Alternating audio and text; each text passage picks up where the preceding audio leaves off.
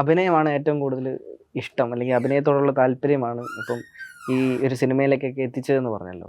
അപ്പോൾ ആ ഒരു എൻ്റയർ പ്രോസസ്സ് എങ്ങനെയായിരുന്നു ചെറുപ്പം മുതലേ ഈ അഭിനയത്തിലേക്ക് എത്തുക എന്നുള്ളൊരു? എൻ്റെ ഒരു ഓർമ്മ ശരിയാണെങ്കിൽ അച്ഛൻ നാടക നടനായിരുന്നു. ആ. നാടക നടൻ വെച്ചാൽ വലിയ പ്രൊഫഷണൽ നാടക നടനല്ല. അദ്ദേഹത്തിൻ്റെ ജീവിതത്തിൽ സർക്കാർ ഉദ്യോഗസ്ഥനായിരുന്നു അദ്ദേഹം, മരിച്ചുപോയി. പുള്ളിക്കാരൻ നാടകങ്ങളിൽ അഭിനയിക്കാനും നാട്ടിലെ നാടകങ്ങൾ പുസ്തകങ്ങൾ എടുത്തുകൊണ്ട് വന്നിട്ട് ഓരോ അവസരത്തിലും നാടകങ്ങൾ ചെയ്യാൻ വേണ്ടി, അതായത് അമേച്വർ സംഘങ്ങളെ ഒരു ഫ്രണ്ട്സൊക്കെ സർക്കിളിൽ അഭിനയിക്കാൻ താല്പര്യമുള്ള ആൾക്കാരെ കൊണ്ട് നാടകം റിഹേഴ്സൽ ചെയ്ത് നാടകം കളിച്ച ഒരു ഓർമ്മയുണ്ട്. പിന്നെ പ്രൊഫഷണൽ നാടകങ്ങൾ അന്നത്തെ കാലത്തുള്ള KPSC, അതുപോലെ തന്നെ NN പിള്ളയുടെ നാടകങ്ങൾ, ഇതൊക്കെ നമ്മുടെ നാട്ടിൽ അന്ന് പ്രധാനപ്പെട്ട ഒരു വിനോദം എന്ന് പറയുന്ന നാടകങ്ങളാണ് നമ്മുടെയൊക്കെ നാട്ടിൽ. നമ്മുടെ ചെറുപ്പത്തിൽ ഇപ്പോൾ ഉത്സവപ്പറമ്പിലായാലും പള്ളിപ്പറമ്പിലായാലും നാടകം കാണാൻ പോകുക എന്ന് പറയുന്നത് ഒരു വലിയ ഒരു ഇഷ്ടമുള്ള കാര്യമാണ്. അതുപോലെ നമ്മുടെ നാട്ടിലും അച്ഛനൊരു നാടകം പിന്നെ സംഘാടകൻ കൂടിയായിരുന്നു. അപ്പോൾ വർഷത്തിൽ ഒന്നോ രണ്ടോ നാടകങ്ങൾ നമ്മുടെ നാട്ടിൽ ടിക്കറ്റ് വെച്ച് പ്രദർശിപ്പിച്ചുകൊണ്ടിരുന്ന ഒരു കാലഘട്ടം ഉണ്ടായിരുന്നു. അപ്പോൾ അങ്ങനെയൊക്കെ എനിക്ക് നാടകത്തിനോടൊരു താല്പര്യം ഉണ്ടായിരുന്നു. പിന്നെ സ്കൂളിലെ യുവജനോത്സവങ്ങളിലൊക്കെ എല്ലാ മത്സരങ്ങളിലും അത്യാവശ്യം നമുക്ക് പറ്റുന്നതൊക്കെ മത്സരിക്കുകയും സമ്മാനം കിട്ടുകയൊക്കെ ചെയ്തിട്ടുണ്ട്.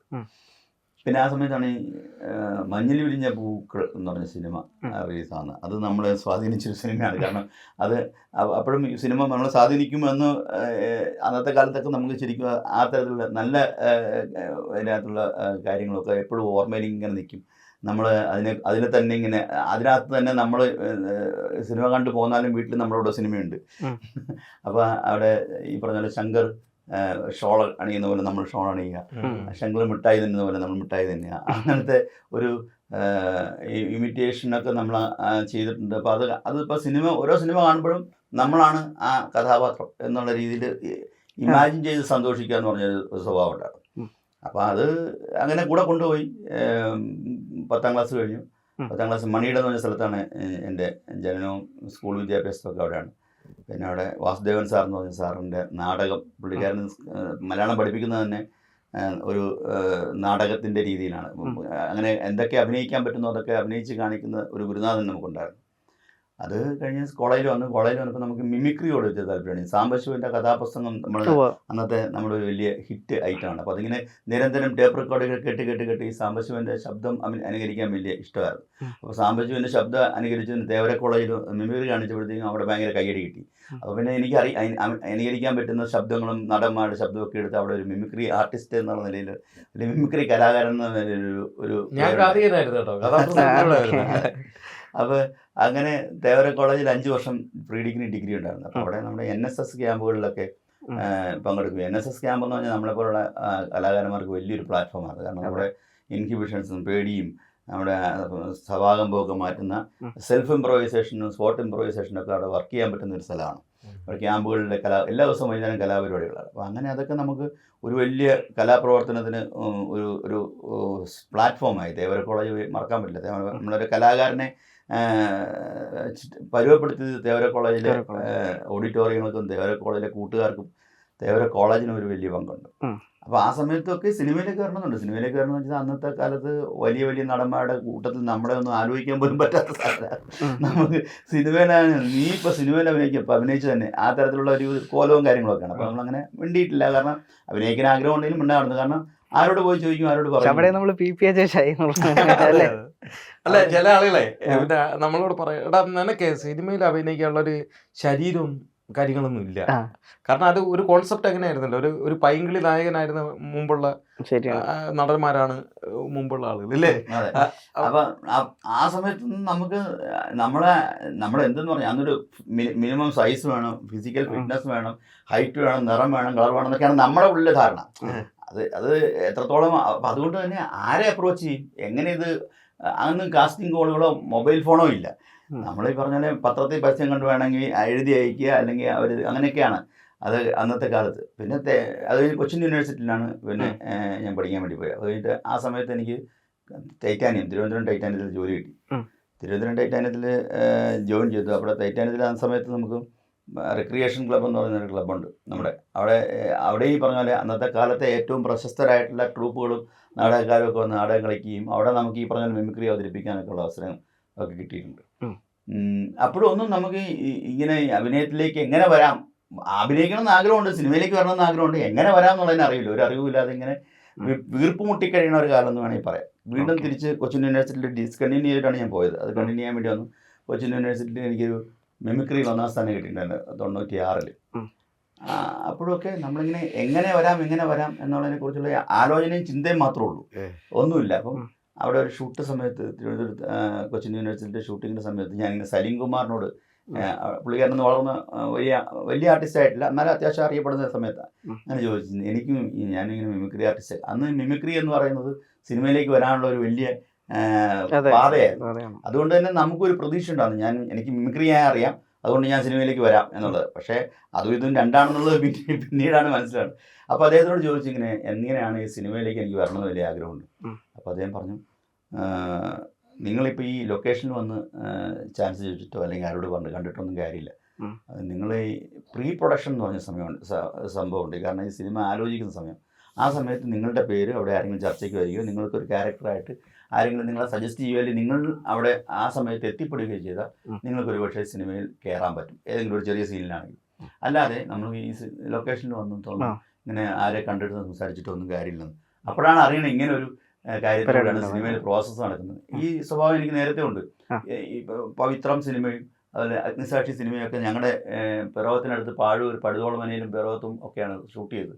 അപ്പോൾ ആ സമയത്തൊക്കെ നമ്മൾ ഇതിൻ്റെ അതിനകത്ത് നമുക്ക് നമ്മളെ കാസ്റ്റ് ചെയ്യാൻ സാധ്യത ഉണ്ടെന്ന് നമുക്ക് തോന്നിയ ആൾക്കാരോടൊക്കെ ഇങ്ങനെ ചോദിച്ചിട്ടുണ്ട്. എന്തെങ്കിലും ഒരു ശ്യാമപ്രസാദൻ സാറിനോട് നേരിട്ട് ചോദിച്ചിട്ടുണ്ട്. അപ്പോൾ അദ്ദേഹം നിരുത്സാഹപ്പെടുത്തിയിട്ടില്ല. പുള്ളിക്കാരൻ തിരുവനന്തപുരത്ത് വന്ന് എന്നോട് ചെല്ലാൻ വേണ്ടി പറഞ്ഞപ്പോഴത്തേക്കും ഞാൻ അവിടെ ചെന്നപ്പം അദ്ദേഹം പറഞ്ഞു, സിനിമ എന്ന് പറഞ്ഞാൽ ഇങ്ങനെ പെട്ടെന്നൊരു സുപ്രഭാതത്തിൽ സിനിമയിലേക്ക് നമുക്ക് വരാൻ പറ്റില്ല, അതിനൊരു പ്രോസസ്സുണ്ട്, അതിന് ചില ക്രൈറ്റീരിയകളൊക്കെ നമ്മൾ ഉണ്ടെങ്കിൽ മാത്രമേ നമ്മളതിനകത്ത് കാസ്റ്റ് ചെയ്യാൻ പറ്റൂ. നമുക്ക് അനുയോജ്യമായ ക്യാരക്ടർ വേണം ഒന്നാമത്തെ കാര്യം. പിന്നെ നമുക്ക് അതിനകത്തുള്ള ഒരു ആ സിനിമയിലേക്ക് വരാൻ വേണ്ടിയിട്ടുള്ള ഒരു ഈ പറഞ്ഞ പ്രീ പ്രൊഡക്ഷൻ സമയത്ത് നമ്മുടെ ഡിസ്കഷനൊക്കെ വേണം. അതുകൊണ്ട് ആനന്ദിനെ ഇപ്പം ഈ സിനിമയിലേക്ക് കാസ്റ്റ് ചെയ്യാൻ പറ്റാത്ത സാഹചര്യമാണെങ്കിൽ പറ്റത്തില്ല, അതിനൊരു സമയം വരും, അതുവരെ വെയിറ്റ് ചെയ്യുമെന്ന് പറഞ്ഞിട്ട് പുള്ളി വളരെ പോസിറ്റീവായിട്ട് തന്നെ പറഞ്ഞു വിട്ട സംഭവങ്ങളൊക്കെ ഉണ്ടായിട്ടുണ്ട്. അപ്പോഴും നമ്മുടെ ഈ മനസ്സിലുള്ള ഈ താല്പര്യം അടങ്ങിയിട്ടില്ല. കാരണം പിന്നെ 2018 ഞാൻ ഡബ്ബിങ് പഠിക്കാൻ തീരുമാനിച്ചു. അങ്ങനെ ശിവമോഹൻ തമ്പി എന്ന് പറഞ്ഞ തിരുവനന്തപുരത്തൊരു സീരിയൽ ഡയറക്ടർ ശ്രീഭാരതി വിഷൻ എന്ന് പറയുന്ന ഒരു ഇൻസ്റ്റിറ്റ്യൂട്ട് നടത്തുന്നുണ്ട്. അവിടെ പോയി ഡബ്ബിങ് പഠിച്ചു. അദ്ദേഹമാണ് എനിക്ക് ആദ്യമായിട്ട് അമൃത TV ഒരു 1 man ഷോ കോമഡി പ്രോഗ്രാമിൽ മിമിക്രി അവതരിപ്പിക്കാനായിട്ട് അവസരം കിട്ടി. അവിടെ അത് ഒരു ഏകദേശം ഓക്കെ ആയിരുന്നു, വലിയ ഒന്നും ഗുണമായില്ല. പക്ഷേ അതിനുശേഷം അതേ ക്രൂ തന്നെ ഈ തകർപ്പൻ കോമഡി എന്ന് പറയുന്ന ഒരു ഷോ ഉണ്ടായിരുന്നു, മഴവിൽ മനോരമ. അവിടെ അതിനകത്ത് എനിക്കൊരു 1 man ഷോ കിട്ടി. അത് നന്നായിട്ട് പെർഫോം ചെയ്യാനും പറ്റി. അതിപ്പോഴും ഫേസ്ബുക്കിൽ യൂട്യൂബിലൊക്കെ ഒരുപാട് വ്യൂസ് കഴിഞ്ഞ് മുന്നോട്ട് പോയിക്കൊണ്ടിരിക്കുക. അതൊരു വൈറലായിട്ടുള്ളൊരു പ്രോഗ്രാം. അപ്പോൾ അതിനുശേഷമാണ് ഞാൻ ഈ ഡബ് ചെയ്യാൻ വേണ്ടി തുടങ്ങുന്നത്. സീരിയൽസിലൊക്കെ ചെറിയ ചെറിയ വേഷങ്ങൾ ഡബ് ചെയ്ത് തുടങ്ങി. അപ്പോൾ അങ്ങനെ ഈ ഡബ്ബിങ് ആർട്ടിസ്റ്റായിട്ട് പ്രശസ്തനാവാൻ വേണ്ടിയിട്ടല്ല, അതുവഴി സീരിയലിൽ ഏതെങ്കിലും പ്രൊഡക്ഷൻ കൺട്രോളർമാരെ പരിചയപ്പെടും, ചെറിയ ചെറിയ വേഷങ്ങൾ അഭിനയിക്കും. അങ്ങനെ അദ്ദേഹത്തിൻ്റെ തന്നെ അളിയൻ വേഴ്സസ് അളിയൻ എന്ന് പറഞ്ഞ സീരിയലിൽ ചെറിയ ചെറിയ വേഷം ചെയ്തു. പിന്നെ രാജേഷ് തലച്ചിറ എന്ന് പറഞ്ഞ ഡയറക്ടറെ പരിചയപ്പെട്ടു. അദ്ദേഹത്തിന് ഇപ്പോൾ ഈ കൗമുദി TV അളിയൻസ് എന്ന് പറയുന്ന അതുപോലെ തന്നെ ലേഡീസ് റൂം പറഞ്ഞ സീരിയലൊക്കെ ഉണ്ട്. അതിനകത്തൊക്കെ ചെറിയ ചെറിയ വേഷങ്ങളിലൊക്കെ എന്നെ കാസ്റ്റ് ചെയ്തു. അങ്ങനെ അപ്പോൾ അഭിനയിക്കാൻ വേണ്ടിയിട്ടുള്ള ഒരു ആഗ്രഹം സാധിച്ചു. കാരണം നമ്മുടെ ഫേസ് ഒന്ന് സ്ക്രീനിൽ വരിക, അത് നമുക്ക് റെഡിയായി കിട്ടി. അപ്പോൾ പിന്നെ നമുക്ക് എങ്ങനെ ഇതിനെ മുന്നോട്ട് പോകാമെന്നുള്ള ആലോചിച്ചു. തിയേറ്റർ വർക്ക്ഷോപ്പുകളും തിയേറ്ററൊക്കെ ചെയ്താൽ നന്നായിട്ട് സിനിമകളിലേക്ക് കയറാനുള്ള സാധ്യത. ഇതെല്ലാം സിനിമയ്ക്ക് വേണ്ടിയിട്ടാണ് ഞാൻ ഈ പ്രിപ്പറേഷൻസ് എല്ലാം ചെയ്യുന്നത്. അല്ലാണ്ട് തിയേറ്റർ ഇപ്പോൾ രജുവിനെ സംബന്ധിച്ച് രജു ഒരു തിയേറ്റർ പെർഫോമറും തിയേറ്റർ ട്രെയിനറുമാണ്. ഞാൻ ഇതെല്ലാം വരുന്നത് എനിക്ക് എങ്ങനെയെങ്കിലും അഭിനയ രംഗത്തേക്ക് ഈ സിനിമയിലും സ്ക്രീൻ ആക്ടിങ്ങിലേക്ക് എങ്ങനെ വരാം എന്നുള്ളതിനുള്ള കുറുക്ക് വഴിയോ അല്ലെങ്കിൽ ഉപാധിയോ ആയിട്ടാണ് ഞാൻ അതിനെ കണ്ടിട്ടുള്ളത്. മീൻസ് അങ്ങനെ പോയിട്ടുള്ളത്. പക്ഷേ അങ്ങനെ പോയപ്പോഴൊക്കെ കുറേ കാര്യങ്ങൾ എനിക്ക് പഠിക്കാൻ പറ്റുന്നതാണ്. വർക്ക്ഷോപ്പുകൾ ഒത്തിരി ചെയ്തിട്ടുണ്ട്. ഉദാഹരണത്തിന് ഇവിടെ ജിജോസ് ആക്ടിങ് സ്റ്റുഡിയോ എന്ന് പറഞ്ഞ ജിജോ കെ മാത്യുവിൻ്റെ ഒരു 5 days ആക്ടിങ് വർക്ക്ഷോപ്പ് ചെയ്തിട്ടുണ്ട്. സൈക്കോ ഫിസിക്കൽ ടെക്നിക്ക് എന്ന് പറഞ്ഞിട്ടുള്ള ടെക്നിക്ക് അത് നന്നായിട്ട് എനിക്ക് രജിസ്റ്റർ ആയിട്ടുള്ള എനിക്ക് എഫക്റ്റീവായിട്ടുള്ളൊരു വർക്ക്ഷോപ്പായിരുന്നു. പിന്നെ തിരുവനന്തപുരത്ത് കണ്ണനുണ്ണി എന്ന് പറയുന്ന ഒരു തിയേറ്റർ പെർഫോമറുണ്ട്, ഒരു ആക്ടർ ട്രെയിനറുണ്ട്. അദ്ദേഹത്തിൻ്റെ എലിഫൻറ്റ് തിയേറ്റർ സൊസൈറ്റി എന്ന് പറയുന്ന സൊസൈറ്റി അവിടെ വർക്ക്ഷോപ്പുകൾ ചെയ്തിട്ടുണ്ട്. അദ്ദേഹത്തിൻ്റെ കൂടെ എനിക്ക് ഒരു പ്ലേ ക്രൈ ഗെയിംസ് എന്ന് പറയുന്ന പ്ലേ 5 ദിവസം തുടർച്ചയായ 9 ദിവസം അവിടെ തിരുവനന്തപുരത്ത് കളിക്കാൻ പറ്റിയിട്ടുണ്ട്. അതൊക്കെ ശരിക്കും നമുക്ക് ഒരു നടനം എന്ന നിലയിൽ പക്വത ആർജിക്കാൻ പറ്റിയിട്ടുണ്ട്. അങ്ങനെ ഇരിക്കെ എനിക്ക് ഒരു ഓഡീഷനിലൂടെ ജിജോസ് ആക്ടിങ് സ്റ്റുഡിയോയിൽ വരികയാണ്. ഒരു ഡോൺ പാലത്തറ അദ്ദേഹത്തിൻ്റെ ഫാമിലി എന്ന് പറഞ്ഞ പടത്തിലേക്ക് എന്നെ കാസ്റ്റ് ചെയ്തു. അതിലെ ഫാമിലിയിൽ ഞാൻ അഭിനയിച്ചു. അതിനു മുന്നേ പുഴ മുതൽ പുഴ വരെ എന്നുള്ള പറഞ്ഞ പടം മീനങ്ങാടിയിൽ പോയിട്ട് നമ്മുടെ അലി അക്ബർ സാറിൻ്റെ പടത്തിൽ അഭിനയിച്ചിട്ടുണ്ടായിരുന്നു. 3 സീനോട് അഭിനയിച്ചു, പക്ഷേ അത് സിനിമയിൽ വന്നില്ല. പിന്നീട് കിട്ടിയാണ് എനിക്ക് ഫാമിലി. ആ ഫാമിലിയിൽ ഒരു തിരക്കില്ലാത്ത ഒരു വേഷം കിട്ടി. റോയ് എന്നായിരുന്ന കഥാപാത്രത്തിൻ്റെ പേര്. വിനയ് ഫോർട്ടിൻ്റെ കൊച്ചച്ചനായിട്ട്. ആ സിനിമ ഭയങ്കര ഫെസ്റ്റിവലിലൊക്കെ ഒരുപാട് ഇൻ്റർനാഷണൽ ഫെസ്റ്റിവലിലൊക്കെ ഒത്തിരി ശ്രദ്ധിക്കപ്പെട്ടു, ഒരുപാട് അവാർഡ് കിട്ടി. IFFKയിലാണ് ഞാൻ ആ സിനിമ ആദ്യമായിട്ട് കാണുന്നത്. അപ്പോൾ അത് തിരക്കേടില്ലാതെ അതിനകത്ത് വന്നിട്ടുണ്ട്. അപ്പോൾ എനിക്കൊരു ആത്മവിശ്വാസം വന്നു, നമുക്ക് സിനിമയിൽ തിരക്കേടില്ലാതെ നമുക്കതിനകത്ത് കയറി വരാം എന്നുള്ളൊരു ആത്മവിശ്വാസം തന്ന സിനിമ ഫാമിലിയാണ്. നമ്മുടെ തിയേറ്ററിൽ വന്ന സിനിമ ആദ്യം തിയേറ്ററിൽ വന്ന ഫാമിലിയാണ്, ഇപ്പോൾ OTTയിലുണ്ട്. പിന്നെ തങ്കമണി, പിന്നെ ഗിർ, അപ്പുറം ഈ സിനിമ കഴിഞ്ഞ IFFKയിലുണ്ടായിരുന്നു. അത് ഇന്ദുലക്ഷ്മി എന്ന് പറഞ്ഞ മാഡത്തിൻ്റെയാണ്. അവർ ഈ പറഞ്ഞാൽ അതും വേറൊരു പൊളിറ്റിക്സ് സംസാരിക്കുന്നതാണ്. പിന്നെ വന്നതാണ് പൊന്മാൻ. ഇനിയൊരു 3 സിനിമ കൂടെ റിലീസ് ചെയ്യാനുണ്ട്. പൊന്മാനാണ് ഏറ്റവും കൂടുതൽ നമ്മൾ ഒരു ലൊക്കേഷനിൽ വന്ന് നമ്മുടെ ഒരു ആക്ടർ എന്ന നിലയിൽ നമുക്കൊരു റെക്കഗ്നീഷനും നമുക്ക് സെറ്റിൻ്റെ അനുഭവങ്ങളും സെറ്റിൽ ബിഹേവ് ചെയ്യേണ്ടത് എങ്ങനെയാണെന്നും സെറ്റിൽ എന്തൊക്കെയാണ് സംഭവിക്കുന്നതെന്നും നമ്മൾ എന്താ ചെയ്യേണ്ടതെന്നും എന്താ ചെയ്യാൻ പാടില്ലാത്തതെന്നും ഒരുപാട് പാഠങ്ങൾ പഠിപ്പിച്ചു തന്ന അനുഭവിപ്പിച്ചു തന്ന ഒരു സിനിമയാണ് പൊന്മാൻ. ഓക്കെ, അതൊരു ചേട്ടാ ഈ പറഞ്ഞ പോലെ നാടകത്തിന്റെ ഒരു ബാക്ക്ഗ്രൗണ്ട് ആണല്ലോ വരുന്നത്. അപ്പൊ സിനിമ എന്നുള്ളൊരു ആഗ്രഹം മുൻപ് മുതലേ ഉണ്ടായിരുന്നു. നാടകത്തിൽ നിന്ന് സിനിമയിലേക്ക് എത്തുന്ന സമയത്ത് രണ്ടിനും 2 തരത്തിലാണല്ലോ അഭിനയിക്കേണ്ട രീതി എന്നൊക്കെ പറയുന്നത്. അപ്പം എനിക്ക് അറിയേണ്ടത് ഈ സിനിമയിലേക്ക് എത്തിപ്പെടുന്ന ആ ഒരു ജേണിയും ഈ നാടകത്തിൽ നിന്ന് സിനിമയിലേക്ക് വന്നപ്പോൾ അതിൽ നിന്ന് പഠിച്ചിട്ടുള്ള അല്ലെങ്കിൽ മനസ്സിലാക്കിയിട്ടുള്ള കാര്യങ്ങളും ഒന്ന് പറയാമോ? യഥാർത്ഥത്തിൽ നമ്മൾ ഇങ്ങോട്ട് നമ്മൾ സംസാരിച്ച വിഷയമാണ് പിന്നെ. അതായത് എനിക്ക് നാടകവും സിനിമയായിട്ട് എന്തെങ്കിലും വ്യത്യാസം ഉണ്ടോ എന്ന് ചോദിച്ചാൽ ഇല്ല എന്നുള്ള അഭിപ്രായക്കാരനാണ് കേട്ടോ. അത് നമ്മൾ നാടകം എന്ന് ധരിക്കുന്ന എന്താണ് എന്നുള്ളത് വെച്ചിട്ടാണ് അങ്ങനെ പറയുന്നത്. ഇപ്പം ബാഹുബലി എന്ന് പറയുന്ന സിനിമയാണോ നാടകമാണോ? ആലോചിച്ച് നോക്കിയ അത് കുറച്ച് ഡ്രാമാറ്റിക് ആണ്, ഒരു സിനി ഡ്രാമയായിട്ട് ചെയ്തേക്കുന്നതാണ്. യഥാർത്ഥത്തിൽ അതൊരു നാടക അവതരണത്തിന്റെ ശൈലിയാണ്. നമ്മൾ ഉദ്ദേശിക്കുന്ന ഒരു ഒരു സ്റ്റൈലൈസ്ഡ് ഡ്രാമ ആണ്. അതേസമയം നമ്മളുടെ പൊന്മാൻ കണ്ടല്ലോ, അതെല്ലാം റിയലിസ്റ്റിക് ആണ്. വളരെ സിമ്പിളായിട്ട് പരമാവധി ജീവിതത്തിലേക്ക് ചെന്ന് നിൽക്കുന്ന വിധത്തിലേക്ക് ക്യാരക്ടറിനെ മെനഞ്ഞെടുക്കുന്ന ഒരു അവതരണമാണ് അത്. ഇത് നാടകത്തിൽ സംഭവിക്കാറുണ്ട്. ഓക്കെ, അതായത് ഞാൻ അഭിനയിച്ച ഏകാന്തം എന്ന് പറയുന്ന ഒരു നാടകമുണ്ട്. പ്രകാശ് കലാകേന്ദ്രം പിന്നെ അവതരിപ്പിക്കുന്ന നാടകം. ഡോക്ടർ ശ്രീജിത്ത് രമണനാണ് ഡയറക്ഷൻ. PJ ഉണ്ണികൃഷ്ണൻ എഴുതിയ ആൻഡൻ ചെക്കോവിൻ്റെ ദ ബെറ്റ് എന്ന് പറയുന്ന ഒരു ചെറുകഥയുടെ പിന്നെ നാടകമാണ്. അതെന്ന് പറയുന്നത് ശബ്ദത്തിനൊക്കെ വളരെ പ്രാധാന്യം കൊടുത്തുകൊണ്ട് നല്ല മൈക്കുകൾ വെച്ചിട്ട് ഓരോ ശ്വാസം പോലും പുറത്ത് കിട്ടുന്ന വിധത്തിലുള്ള ഒരു തിയേറ്ററിൽ അവതരിപ്പിക്കുന്ന നാടകം. നമ്മളത് കണ്ടിരുന്ന സിനിമയാണെന്ന് പറയും, പക്ഷേ അത് നാടകമാണ്. അതേസമയം ആദ്യകാല സിനിമകളെല്ലാം നാടകങ്ങളായിരുന്നു. നമ്മൾ ശ്രദ്ധിച്ചാൽ പറയാം, ശരദേ നീ എവിടെ പോയി, ഞാൻ അപ്പുറം വരെ പോയി, ഇങ്ങനെ പറയുന്നൊരു ശൈലി ഉണ്ടല്ലോ. ഇത് പണ്ടത്തെ ഒരു അന്നത്തെ നാടകാവതരണത്തിന്റെ ആ കാലഘട്ടത്തിന്റെ ഒരു അറിവായിരുന്നു. പിന്നീട് വികസിച്ചു വന്നപ്പോഴാണ് ടെക്നോളജി വികസിച്ചപ്പോൾ നമ്മൾ സിനിമ ഇതിലെല്ലാത്തിലും ഉള്ളതെന്ന് പറയുന്നത് സംവിധായകൻ ഏത് മീറ്ററാണ് നമ്മളോട് ആവശ്യപ്പെടുന്നത്, ഏത് ബിഹേവിയറാണോ അതോ കുറച്ച് എക്സാഗറേഷനാണോ ആവശ്യപ്പെടുന്നത് എന്നുള്ളതാണ് എനിക്ക് തോന്നുന്നത്. അങ്ങനെയാണ് കേട്ടോ സിനിമ. പിന്നെ ഇത് നമുക്ക് കൃത്യമായിട്ട് അളന്നു കൊടുക്കാൻ പറ്റണം നടന് എന്നുള്ളതാണ് എനിക്ക് തോന്നുന്നത്. പിന്നെ ഞാൻ ആർട്ടിലേക്ക് വരുന്നത് എന്ന് പറയുന്നത് പിന്നെ ഇദ്ദേഹം പറഞ്ഞതുപോലെ തന്നെ കുഞ്ഞുനാളിലെ നാടകങ്ങളാണ് സ്വാധീനിച്ചിട്ടുള്ളത്. അമ്പലപ്പറമ്പിലുള്ള നാടകങ്ങൾ. കുഞ്ഞായിരിക്കുന്ന നമ്മൾ, ഞാനും എൻ്റെ ചേട്ടനുണ്ട് റെജി, നമ്മൾ ഒരേ പ്രായക്കാരാണ്, ഏകദേശം 2 വയസ്സിൻ്റെ വ്യത്യാസമുള്ളൂ, കൂട്ടുകാരെ പോലെയാണ്. അമ്പലത്തിൽ പോയി നാടകം കാണുന്നു, അടുത്ത ദിവസം വരുന്നു, പഴയ ഒരു കുഞ്ഞു വീടായിരുന്നു, ഓല മേഞ്ഞ വീടാണ്. ഈ ഓല പൊളിച്ചിട്ട് പുതിയ ഓല മേയുമ്പോൾ പഴയ ഓല ഉണ്ടാവും. ഈ പഴയ ഓലൊക്കെ എടുത്ത് വട്ടയൊക്കെ വെച്ച് വട്ട കമ്പൊക്കെ വെട്ടി പിന്നെ ഇത് സ്റ്റേജൊക്കെ കെട്ടിയിട്ട് പിന്നെ പഴയപോലെയൊക്കെ വെച്ച് സ്റ്റേജൊക്കെ കെട്ടി അമ്മയുടെ കയ്യിൽ ലുങ്കി എടുത്തോണ്ട് വന്ന് കീറി കർട്ടനൊക്കെ ആക്കി ഇങ്ങനെ പൊക്കിയിട്ട് ഞാൻ നായകൻ ചേട്ടൻ വില്ലൻ ഇങ്ങനെയൊക്കെ അഭിനയിക്കുമായിരുന്നു.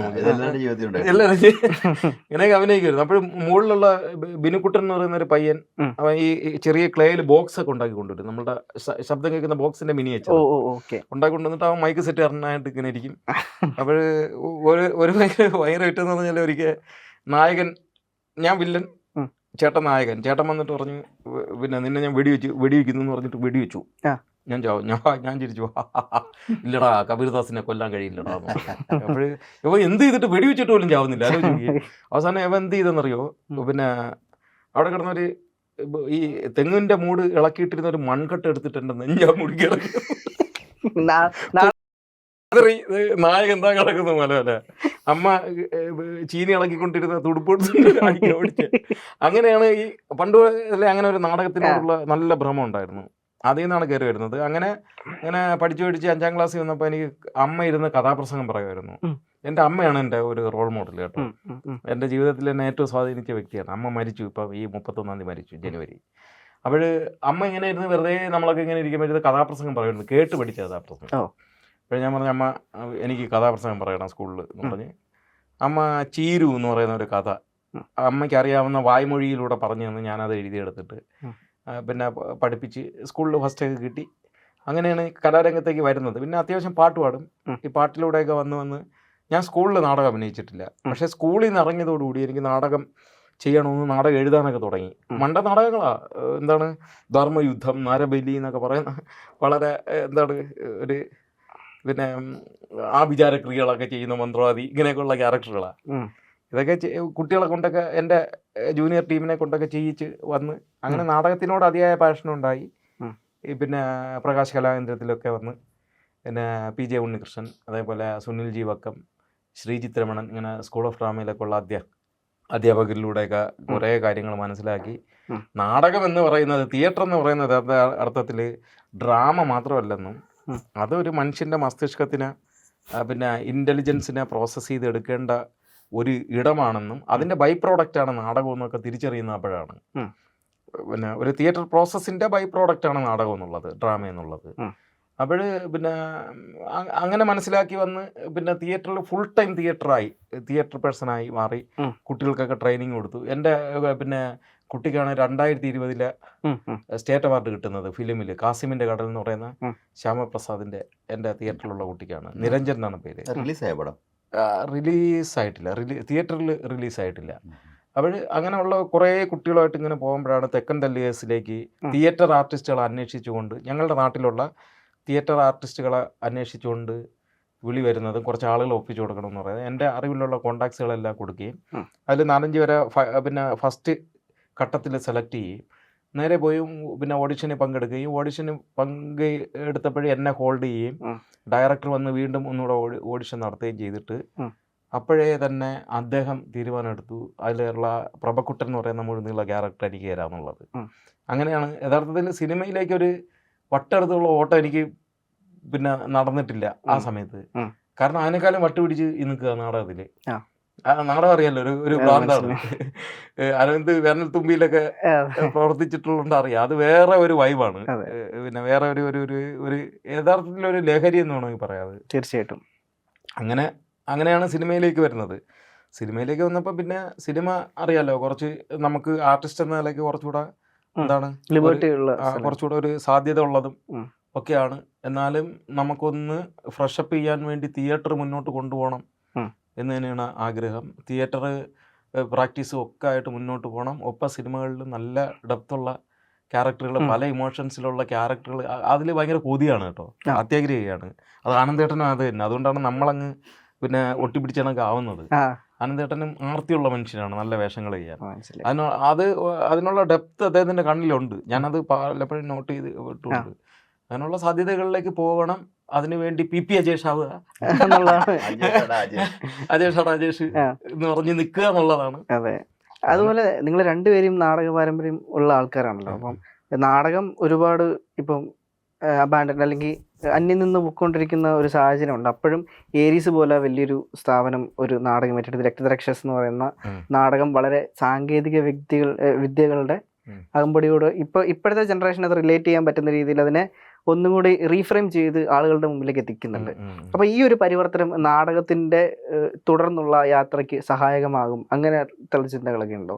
അല്ലെങ്കിൽ അതിനു വേണ്ടിയിട്ട് എന്തെങ്കിലുമൊക്കെ നമ്മൾ ഇനിഷ്യേറ്റീവ് എടുക്കണോ, അങ്ങനെ എന്തെങ്കിലുമൊക്കെ ചെയ്യണം എന്നുള്ള ധാരണയുണ്ടോ? അല്ല, ഇവിടുത്തെ ലോവർ ക്ലാസിന്റെയും പിന്നെ മിഡിൽ ക്ലാസിന്റെ ഇടയ്ക്കുന്ന നാടകം ഒരുവിധം പിന്നെ മാറിയിരിക്കുകയാണ് ഇപ്പം. നേരത്തെ അതല്ലായിരുന്നു, അവരുടെ ഇടയിലേക്ക് നാടകം ഉണ്ടായിരുന്നു. കാരണം കേരള രൂപീകരണമൊക്കെ നാടകത്തിന്റെ സ്വാധീനം വളരെ വലുതാണ്. കേരള രൂപീകരണത്തിന്റെ കാലഘട്ടത്തിൽ രാഷ്ട്രീയപരമായിട്ടും സാമൂഹികപരമായിട്ടും നാടകം വലിയ മാറ്റമാണ് ഉണ്ടാക്കിയത്, നാടകവും കഥാപ്രസംഗവും. അവിടെ പിന്നെ അതിനുശേഷം പിന്നെ മധ്യവർഗത്തിൽ നിന്നും മാറിയിട്ട് ഒരു അപ്പർ ക്ലാസ്സിൽ മാത്രം ആസ്വദിക്കുന്ന, നമ്മൾ നാടകം പോയി എന്ന് പറയാക്കൂല, അപ്പർ ക്ലാസ്സിൻ്റെ ഇടയിൽ നിന്ന് പോയിട്ടില്ല.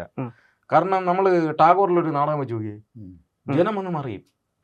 പിന്നെ തൃശ്ശൂർ പിന്നെ റീജിയണൽ തിയേറ്ററിലൊരു നാടകം വെച്ച് മറിയും ജനം. അതേപോലെ പിന്നെ ഫൈൻ ആർട്സ് ഹാള് എറണാകുളം, ജനം ഒന്ന് മറിയും. അവിടെ ടിക്കറ്റ് പിന്നെ ദീപൻ ശിവരാമൻ്റെ നാടകങ്ങൾ അവിടെ ജനം ഒന്ന് മറിയല്ലേ, ആലോചിച്ചു. അത് ഒരു കുറച്ച് പിന്നെ ഇൻ്റലക്ച്വൽ തലം കൂടി നിൽക്കുന്ന മനുഷ്യരിലേക്ക് മാത്രം ഒതുങ്ങിപ്പോയി. അത് നമ്മൾ പിന്നെ പരിശോധിക്കണം. എനിക്ക് തോന്നുന്നു അതിനി ഗംഭീരമായിട്ട് തിരിച്ചു വരുമെന്ന് തോന്നുന്നു. കാരണം എന്ന് പറഞ്ഞാൽ വിദ്യാഭ്യാസത്തിലേക്ക് തിയേറ്റർ അപ്ലൈ ചെയ്യാൻ പുതിയ പിന്നെ പരിഷ്കരണത്തിൽ ഉണ്ട് എന്നാണ് അറിയുന്നത്. അപ്പോൾ തിയേറ്റർ എന്ന് പറയുന്നത് യഥാർത്ഥത്തിൽ അപ്പോഴെന്ത് ചെയ്യും, ഈ തിയേറ്റർ പ്രോസസ്സിൻ്റെ ബൈ പ്രോഡക്റ്റായിട്ട് ഒരുപാട് നാടകങ്ങൾ ഇനി ഉണ്ടാവാൻ സാധ്യതയുണ്ട്. ഒരുപാട് നാടകങ്ങൾ ഉണ്ടാവുകയും കുട്ടികളൊക്കെ കളിക്കുകയും ആ കുട്ടികൾ അതിൻ്റെ ഒരു കാര്യത്തിലൂടെ പിന്നെ കൂടുതൽ സാമൂഹ്യ ജീവിയായി മാറുകയും. ഇപ്പം പിന്നെ ഒരു ന്യൂക്ലിയർ കുടുംബത്തിൽ നിന്നിട്ട് മാത്രം അവനവൻ പിന്നെ വിദ്യാഭ്യാസം പഠിക്കാൻ വേണ്ടിയിട്ടുള്ള മാത്രമായി പോവുകയാണല്ലോ. സമൂഹത്തിനെ മനസ്സിലാക്കാനോ അറിയാനോ അതിൽ പ്രവർത്തിക്കാനോ ഉള്ള ഒന്നല്ലാതായി മാറുന്ന ഒരു വിദ്യാഭ്യാസ രീതി മാറും, ഉറപ്പായിട്ട് എടുത്തു മറിക്കുക. അത്രയ്ക്കുള്ളൊരു മാജിക്കൽ സ്പേസ് മനുഷ്യൻ്റെ ബ്രെയിനിൽ സെല്ലുകളിൽ ഇടപെടുന്ന ഒരു പ്രക്രിയയാണ് തിയേറ്റർ എന്ന് പറയുന്നത്. അവിടെ ഉറപ്പായിട്ടും നാടകം ഇനി ബൈ പ്രോഡക്റ്റുകളായിട്ട്, തിയേറ്ററിൻ്റെ ബൈ പ്രോഡക്റ്റുകളായിട്ട് നാടകങ്ങൾ ഇനി ഒരുപാടുണ്ടാവും. വീട്ടിലാരൊക്കെ ഉണ്ട്? ഞാൻ അതിനെ പറ്റിയിട്ട് ചോദിക്കാൻ വിട്ടുപോയി. വീട്ടിലെ അമ്മ, അച്ഛൻ മരിച്ചു നേരത്തെ പറഞ്ഞല്ലോ. പിന്നെ 2 സഹോദരങ്ങളാണ്. ഒരാൾ അനിയൻ, അനിയത്തി, വൈഫ്, 3 മക്കൾ. വൈഫിൻ്റെ പേര് ഷീന. മൂത്ത മോൻ അഭിരാം, അവൻ മ്യൂസിക് MA ചെയ്യുന്നു. രണ്ടാമത്തെ മോള് +1 സയൻസ് എടുത്ത് പഠിക്കുന്നു. മൂന്നാമത്തെ മോള് നിഖിത, അവൾ 7ാം ക്ലാസ്സിൽ പഠിക്കുന്നു. മക്കളാരെങ്കിലും സിനിമ താല്പര്യം? ഇല്ല, അവർക്ക് സിനിമ, അച്ഛൻ സിനിമ അഭിനയിക്കുന്നതിനും സിനിമയിൽ വരുന്നതും ഒക്കെ വലിയ ഇഷ്ടമാണ് അവർക്ക്. നല്ല പാട്ടുകാരി. മൂത്ത ആള് മോള് പാടും. പിന്നെ മോനും മ്യൂസിക് RLVയിൽ പഠിക്കുകയാണ്, അവനും പാടും. കീബോർഡ് വായിക്കും. മോള് നന്നായിട്ട് പാട്ട് പാടും. പിന്നെ അമ്മ അത്യാവശ്യം പാടുന്ന ആളാണ്. അമ്മയുടെ പേര് ജാനകുമാരി, അനിയൻ്റെ പേര് അജിത് കുമാർ, അനിയത്തിൻ്റെ പേര് അമ്പിളി. അനിയൻ വൈഫും ഇവിടെ എറണാകുളത്താണ് താമസിക്കുന്നത്. നാട് പിറവത്താന്ന് പറഞ്ഞല്ലോ. പിന്നെ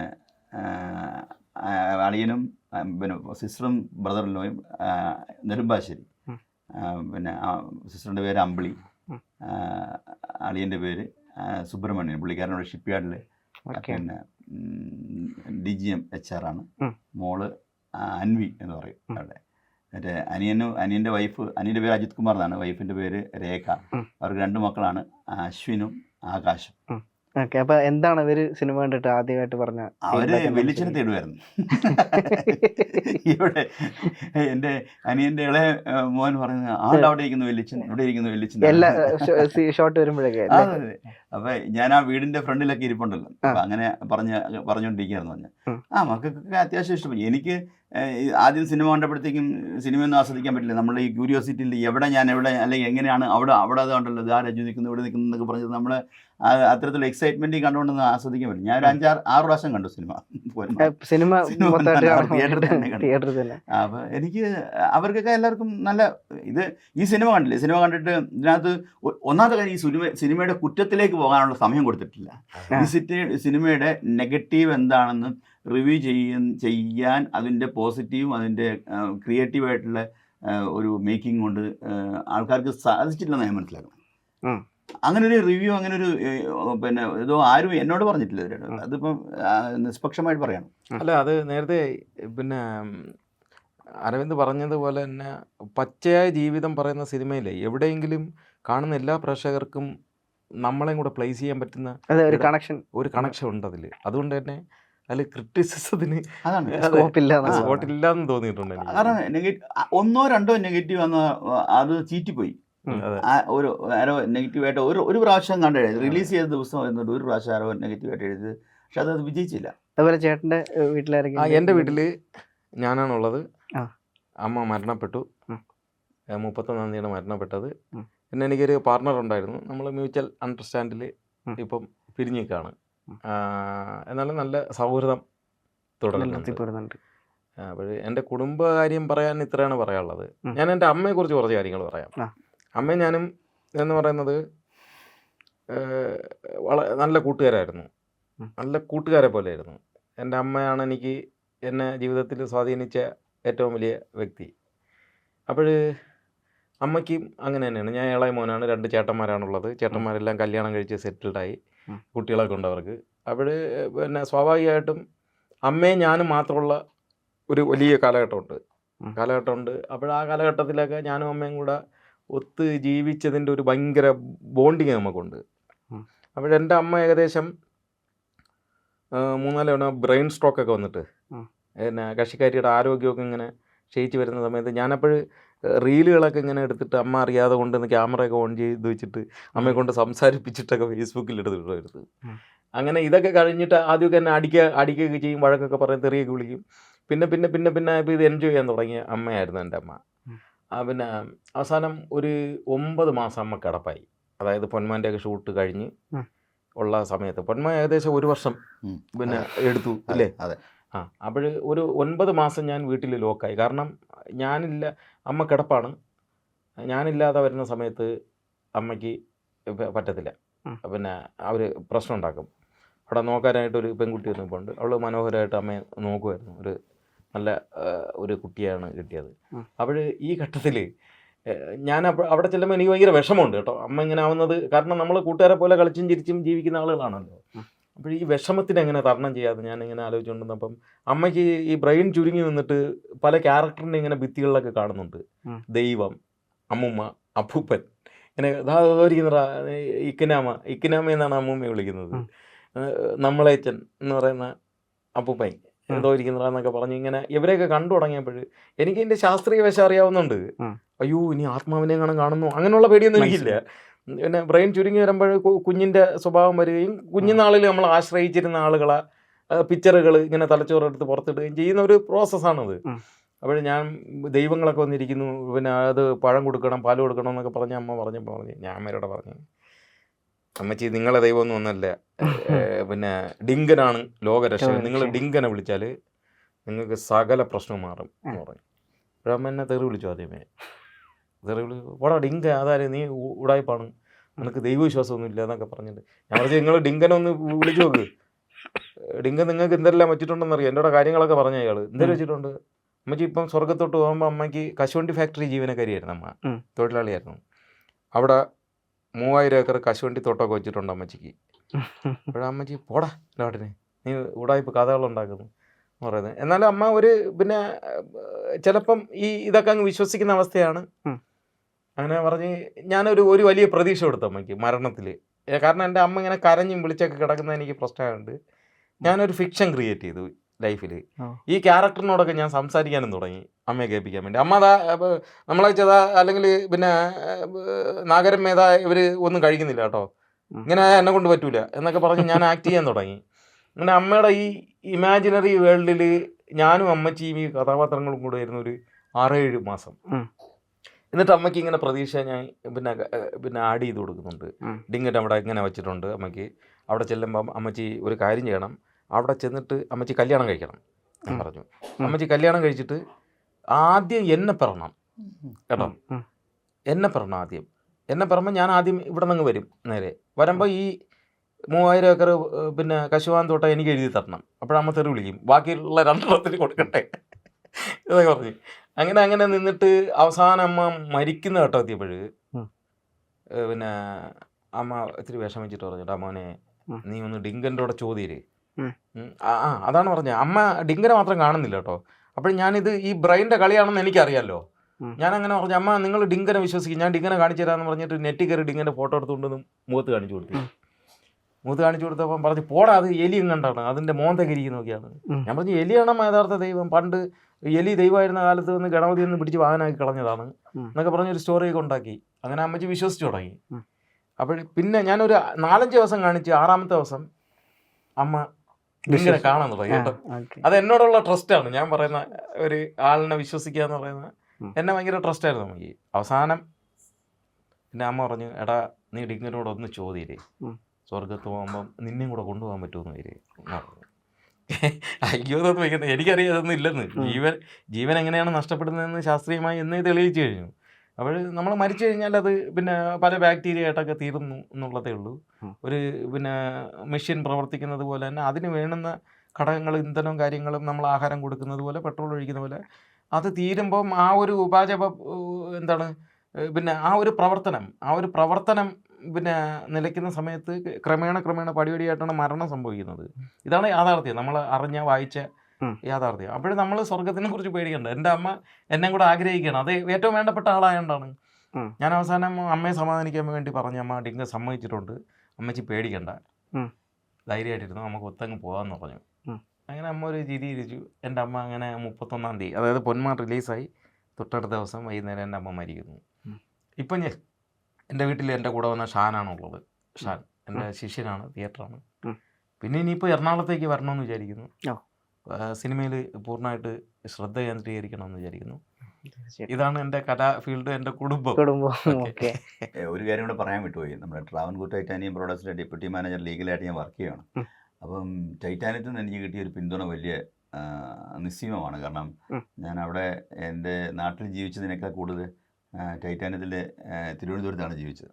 അപ്പോൾ അവിടെ നിന്ന് എനിക്ക് കിട്ടിയൊരു പിന്തുണ നമ്മുടെ സുഹൃത്തുക്കളായിട്ടും നമ്മുടെ കമ്പനിയുടെ പല തരത്തിലുള്ള പ്രോഗ്രാംസിലായാലും കമ്പനി എനിക്ക് നൽകുന്ന, അല്ലെങ്കിൽ കമ്പനിയിലെ സുഹൃത്തുക്കളും അവിടുത്തെ ആളുകളും എനിക്ക് നൽകുന്നൊരു പിന്തുണ ഭയങ്കര അളവറ്റതാണ്. അതിന് ഭയങ്കര ഒരു താങ്ക്സ് പറയണം. കാരണം എൻ്റെ പോറ്റമ്മയാണ് ശരിക്കും പറയുന്നത് ടൈറ്റാനിയം. പോറ്റമ്മയേക്കാൾ കൂടുതൽ ഞാൻ പോറ്റമ്മയുടെ കൂടെയാണ് ഇത്രയും നാളുണ്ടായിരുന്നത്. അപ്പോൾ ട്രാവൻകൂർ ടൈറ്റാനിയം പ്രോഡക്ട്സിനും എൻ്റെ ഒരു വലിയ ഹായ്. കാരണം അതൊരു കേരളത്തിലെ ചരിത്രപ്രസിദ്ധമായ പ്രസ്റ്റീജിയസ് ആയിട്ടുള്ളൊരു സ്ഥാപനമാണ്. ആ സ്ഥാപനത്തിന് ഇതിനു മുന്നേ ഒരുപാട് പേർ സിനിമ മേഖലയിലേക്ക് വന്നിട്ടുണ്ട്. നമ്മുടെ ബാലു കിരിയത്ത് സാറ് ഉൾപ്പെടെ, PC സോമൻ എന്ന് പറഞ്ഞ പ്രശസ്തനായ പഴയ നടൻ, ഒരു കാലടി ജയൻ, അവരൊക്കെ ടൈറ്റാനിയത്തിൻ്റെ ഉദ്യോഗസ്ഥരായിരുന്നു. അപ്പോൾ അവരുടെ പിന്തുണക്കാരായിട്ട് എനിക്കും ഇപ്പം ടൈറ്റാനിയത്തിൽ നിന്ന് മലയാള സിനിമയിലേക്ക് ഒന്ന് ചെറുതായിട്ട് മുഖം കാണിക്കാനുള്ളൊരവസരവും അതിൻ്റെ ആദ്യത്തെ പടിയിൽ കയറി നിൽക്കാനുള്ളൊരവസരവും വന്ന് ചേർന്നിട്ടുണ്ട്. വലിയൊരു ഭാഗ്യമായിട്ടാണ് കാണുന്നത്.